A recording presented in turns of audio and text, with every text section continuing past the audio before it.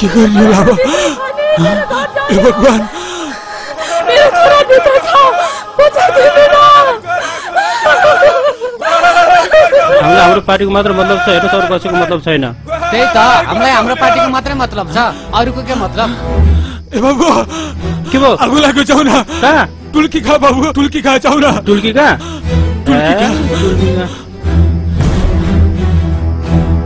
किन व्यवस्था गरेको बाबु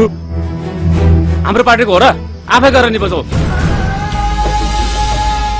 हैन आफ्नो ठाउँमा पर्दाखेरि पनि यस्तो बनियो बाबु जाऊ न जाऊ खरानी भइसक्यो घर जाऊ न गइदैन हामी जाऊ आफै हामीलाई के मतलब जाऊ आफै गरे नि बाबु जाऊ जाऊ न बाबु जाऊ ए जाऊ जाऊ धिक्कार छ घर गाउँले हो घर ए गाउँले हो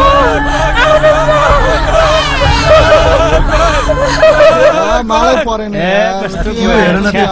घर बाबु घर चले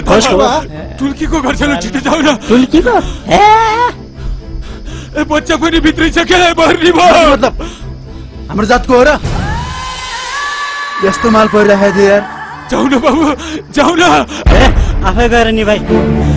धिक्कार छ तिमीहरूलाई ए भगवान अब कता जाऊ हे भगवान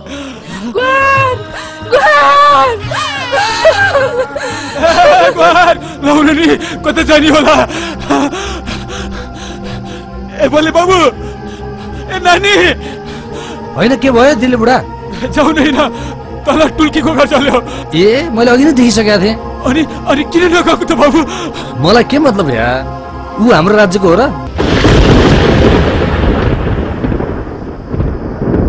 कुचाले बढाएर फाल्नुपर्ने कसिङ्गर हावाले उडाएर लग्यो ठिकै भयो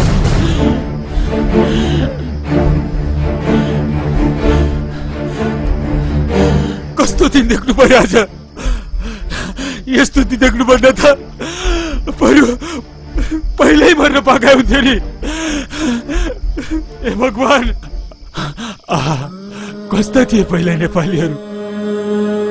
कुनै एउटा गाउँमा आँखाको फिलिङ्गुसम्म देख्दा तछाडमा छाड गर्दै आउँथे संसारको कुनै ठाउँमा आपद विपद पर्दा नेपालीहरू गएर समाधान गर्थे तर आज आफ्नो गाउँमा आपद विपद पर्दा आगो लाग्दा मेरो जात कोरे मेरो पार्टी कोरे मेरो धर्म कोरे मेरो राज्य कोरे छी ए नेपालीयो यो आगो अब हामी मिलेर निभाउने होइन आउन नेपालीयो आउन नेपालीयो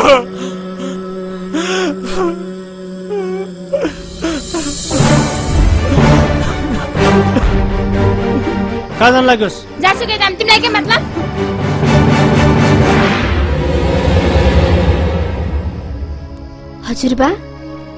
हजुरबा नरुनुस् हजुरबा नरुनुस् हो हजुरबा अब यो जलिरहेको घर हामी निभाउँछौँ हो हजुरबा यो घरको आगो मात्र होइन हामीले यो सारा देशको आगो निभाउँछौँ हजुरबा हो हजुरबा हो अब हामीहरूलाई थाहा भइसक्यो एकता भन्दा ठुलो अरू केही हुँदो रहन्छ हजुरबा हजुरबा हामी माथि विश्वास गर्नुहोस् हजुरबा नरुनुहोस् हजुरबा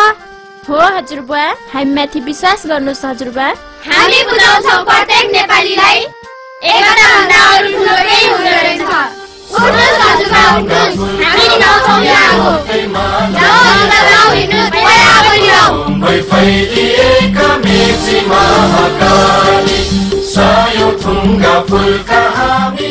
हामी बुद्धका देशका मान्छे